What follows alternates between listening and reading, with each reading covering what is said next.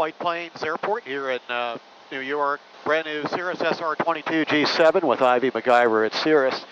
You know, Ivy, 6 years ago, the folks at Garmin said, hey, you got to come out to Olathe because we got something to show you that you've never seen before. And I strapped myself in a brand new Piper M600 turboprop, pushed the magic emergency Autoland button, watched that airplane land itself. And ever since then, everybody's had the question, when are we going to see Autoland in a piston? And second, which piston will we see it in? And my response has always been, you're probably going to see it in the new Cirrus. And here we are 6 years later with an emergency Autoland called Safe Return. So last year we introduced the SR Series G7, and now we are introducing the G7 Plus. The G7 Plus, actually, the star of the show really is the Safe Return Emergency Autoland, which you can't really tell from the outside, with the exception of the Safe Return Autoland sticker. But every single SR Series G7 Plus comes standard equipped with the Safe Return Emergency Autoland. In addition to Safe Return, we're introducing Runway Occupancy Awareness. That basically alerts the pilot if the runway that they're close to is occupied, if there's someone approaching the runway or someone's on the runway, just to minimize those runway incursions. We also are introducing Smart Pitot Heat. Smart Pitot Heat basically removes the pitot heat switch from the bolster panel and will turn on the pitot heat when the temperature is less than 5 degrees C. And lastly, we're introducing automatic database updates utilizing the GDL60 and Cirrus IQ Pro. So just a couple of months ago in March, we introduced Cirrus IQ Pro. A lot of great features in the new Cirrus IQ. That's how those wireless databases will be enabled. So your databases will automatically be updated through the GDL60, and then with Cirrus IQ Pro, you'll be able to score your landings, have access to maintenance logs, to your aircraft hours, aircraft status, any updates or service bulletins to your aircraft. And there's a lot more really interesting features in Cirrus IQ Pro that are just really innovative for pilots to utilize their app on their phone to connect with their airplane. So with the G7 introduced in 2024, we completely reimagined the cabin. I'll kind of bring you inside here. First thing you'll notice is the flight deck. So we basically brought the Vision Jet flight deck into the SR. We've got 14-inch PFD and MFD, and then touchscreen controllers here, replacing the FMS that we had before with the keypad.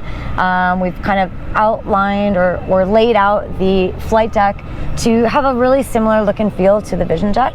The autopilot's in the same place, the touchscreen controllers are in the same place, the bolster panel is a little bit simplified, and we've added a surfboard right into the ceiling, and that's where the CAPS handle is housed. And now with G7 Plus, the Safe Return button is also housed right in the same place as the Vision Jet, easily reachable by anyone in the cabin, including the passengers in the back and the occupants in the front.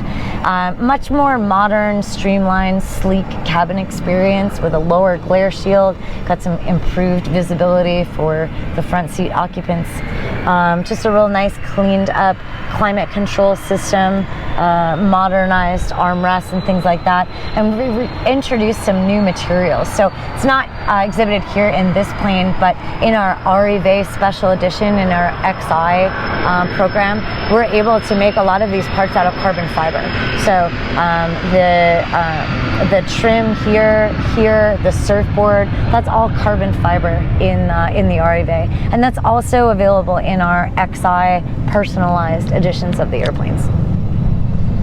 We're out of the chocks here at Westchester County Airport. Now, big topic is runway incursions these days, and this airplane's got you covered, right, Abby? That's right. So a couple of different things that we've got in the airplane. One is taxiway routing, and obviously safe taxi. So we've got kind of an exocentric view showing you the taxiway routing, and then we're able to actually plug in our taxi instructions. So we just were cleared to taxi via Alpha across to Niner at Alpha to runway 34. I plugged that into our taxiway route, and it's just basically drawing a nice magenta line that we follow on the screen, both on my PFD and my MFD.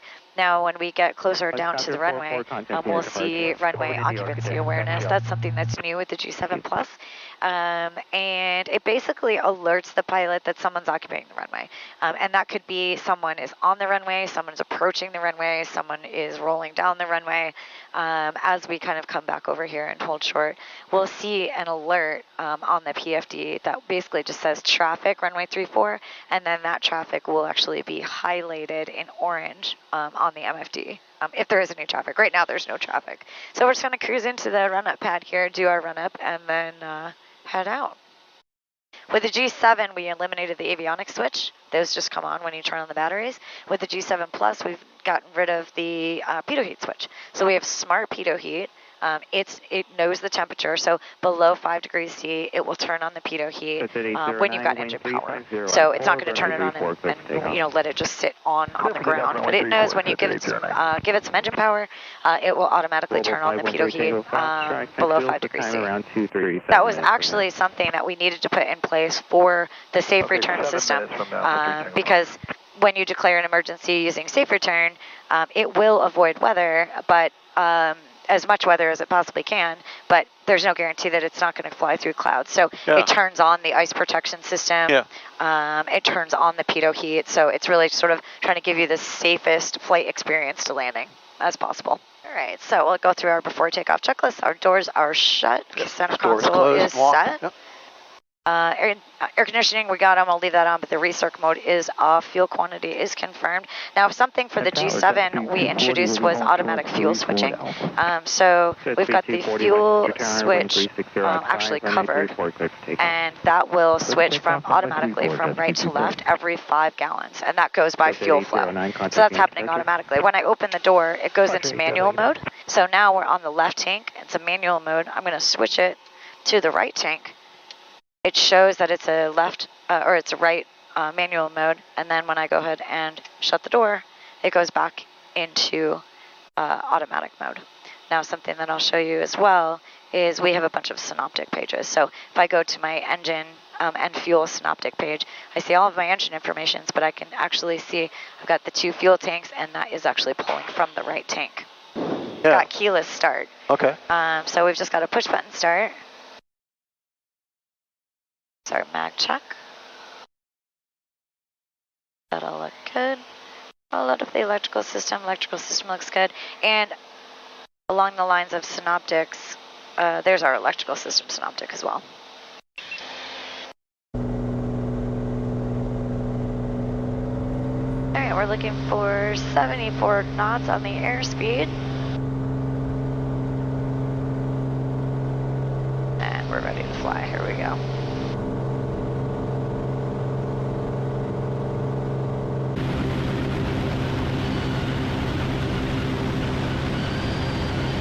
Beautiful, we've got a positive rate of climb, 90 knots. We're gonna bring the flaps to 0.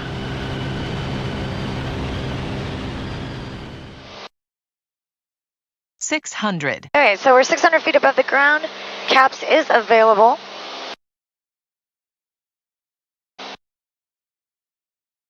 So Ivy, the Safe Return isn't necessarily looking for the closest runway, but it's really looking for the best runway. That's exactly right. So basically, when you activate Safe Return, it starts going through its algorithm, and it's looking at things like the terrain between you and the surrounding airports, the weather between you and the surrounding airports, how much fuel you've got on board.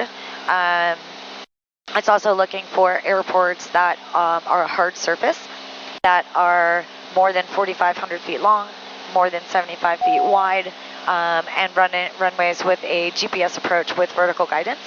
And then it's also looking at the NOTAM, so it's not going to fly you to a runway that's closed.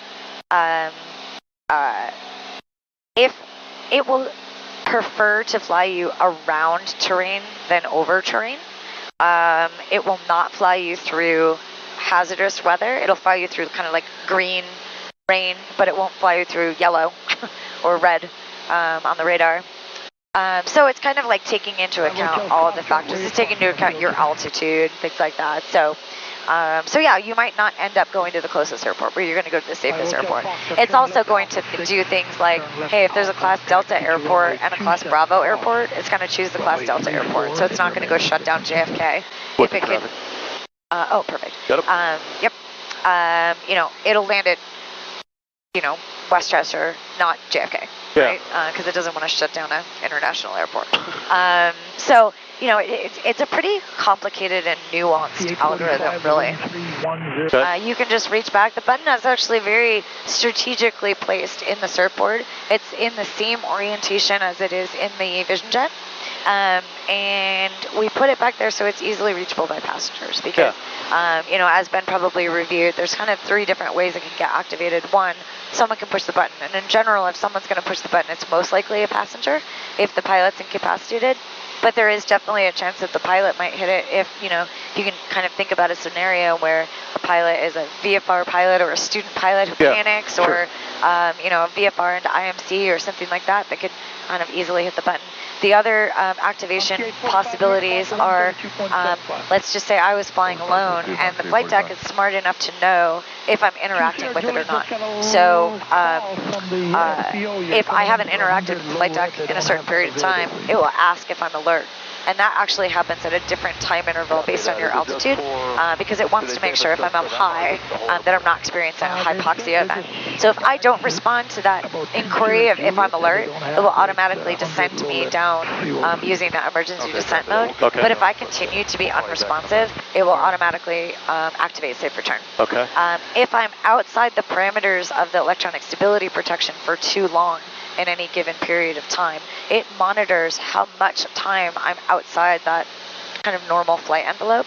And if I'm flying erratically, it will engage Safe Return for me. Okay. And then obviously any time in the sequence, I can disable its Safe Return by just hitting the autopilot disconnect button. Okay. So I get that 10-second kind of grace period where the autopilot is engaged in level mode and it's warning me that it's activating Safe Return, but it's not doing any of the other things that Safe Return does. If I just deactivate within any of those 10 seconds, it just goes back to flying as normal. After that, when I deactivate it, I would have to reset up my flight deck. So, like, it takes control of everything once I go beyond that 10-second grace period. But after that, once I disconnect it, I just have to do things like re-enter my flight plan, reset the altimeter, double-check the altimeter, that sort of thing. Yeah, it declares an emergency. That's correct. You can let them know if that's possible. I don't have access. Emergency Okay, so you Autoland see this warning activating. happening here, Emergency and the autopilot Autoland has been engaged in activating. level mode. Emergency Autoland activating. So now that we've gone beyond there, and I'm just going to adjust some of the volumes for our video. Remain calm, and please avoid touching the flight controls, which may interfere with the Autoland system. Your airplane your flight. And it has identified Stewart as the target airport. Updating them on your progress. We're going to be turning left in 3 minutes. We're descending in a minute. We're 17 miles remaining, and this is our path to the airport. Now you'll notice that we've kind of got a circle drawn right there. That basically is kind of indicating if we're up high and we need to lose a bunch of altitude, we may need to do a couple turns before we head into the airport. Okay. Because it's very mindful of passenger comfort. Yeah. So it's basically going to descend you at a nice, slow, steady rate. So it's not going to just dive you down into the airport. It's trying to keep the passengers comfortable and calm.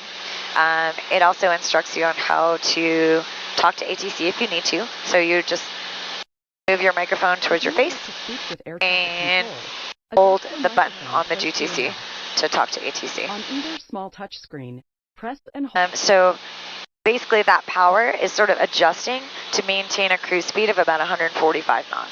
Okay. The reason for that is because when we get to a point where we're about to configure for landing, it's actually going to bring the power back and deploy the flaps. We're going to deploy the flaps to 50%, so the Safe Return system will deploy the flaps to 50%. And it will slow the plane down for an approach to landing. It will fly a kind of a steeper, faster approach, because it's only going to put 50% flaps in, and that's because it is sort of flying an approach as if you may have ice. Okay. So it'll fly a 95 knot approach, and you'll see it's going to use pitch and power to maintain that 95 knots after it deploys the flaps.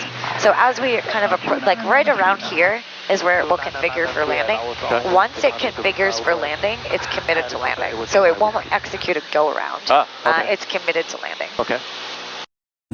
But it's using kind of pitch and power to maintain that 95 knots.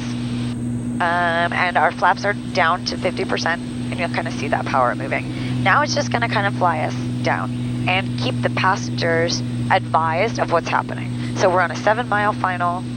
That means landing in 4 minutes. Here's a map in north up mode. Here's a map in track mode. So it kind of gives you 2 options to look at the map. Very simple, plain language terms of what's going on here. Here's your speed, here's your altitude. We're en route to New York Stewart International. There's nothing you need to do. So it actually says no action required. And it put the mixture forward? Yes, the mixture has gone all the way full range. I'll give way to that Cirrus pulling in, runway 27, taxi Charlie and Alpha. It's holding about 97 knots here. You'll see the power come all the way to idle. Okay. And then it will basically kind of fly a flare sequence.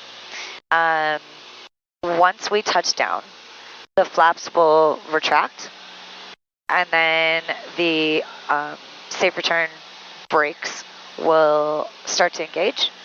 It will bring the plane to a complete stop on the runway, and then you'll see, well, you won't see, the fuel pump will shut off. Even though the switch is on, the fuel pump will shut off, and then the mixture will start to come all the way back, and the engine will shut down. Foxtrot, roger, frequency change approved. Yeah, we are all white on the bassies, but you say it purposely lands us further down the runway. We get almost 10,000 feet here at Stewart, New York. And just coming over the threshold here at about 90 knots, plenty of runway remaining. And we're coming through about 600 feet.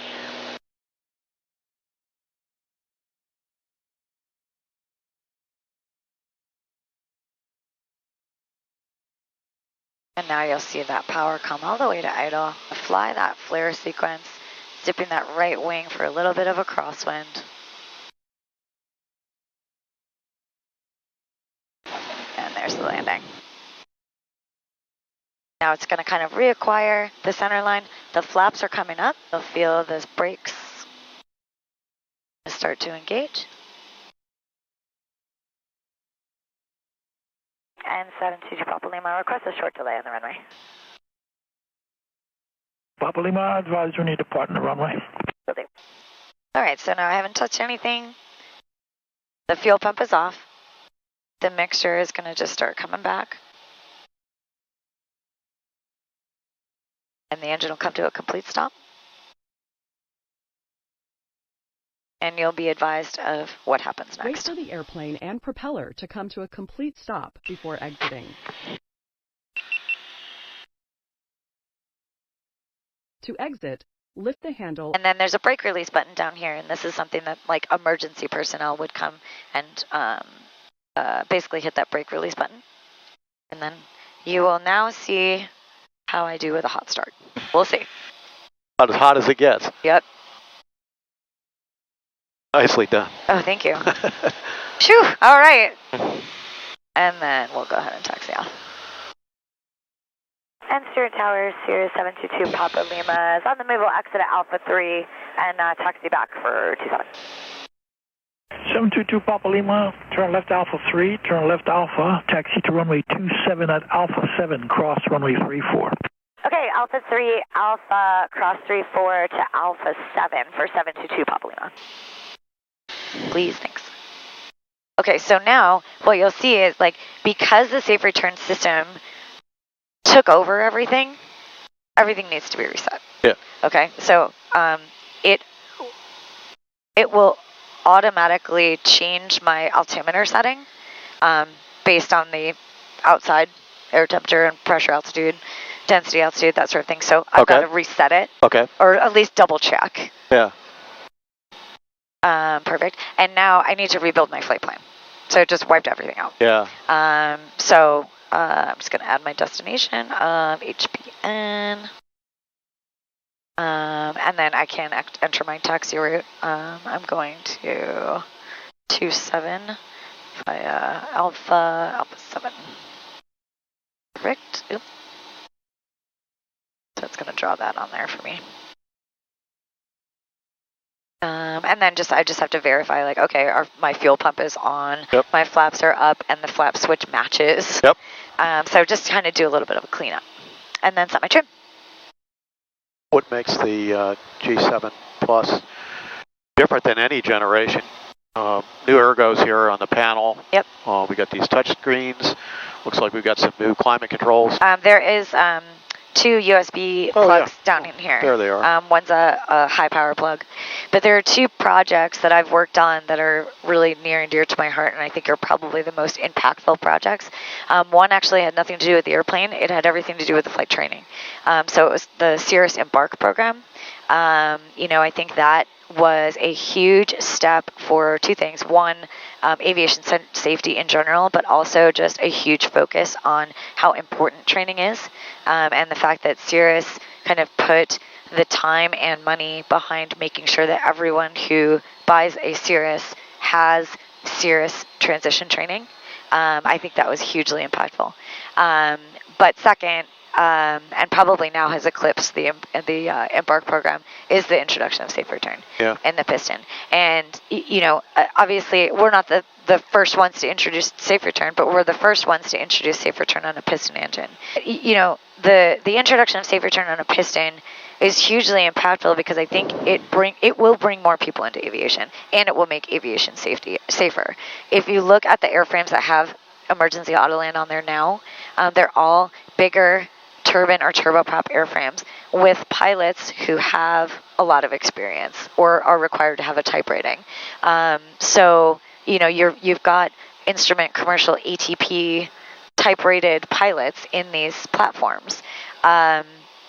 And Safe Return and Emergency Autoland is great for, the pilot incapacitation situation. For the piston, I think it will keep people in aviation longer, owner-operators, because our owner-operator population is getting older. I think it will make aviation a little bit more approachable for people who might have trepidation about general aviation and small airplanes and things like that.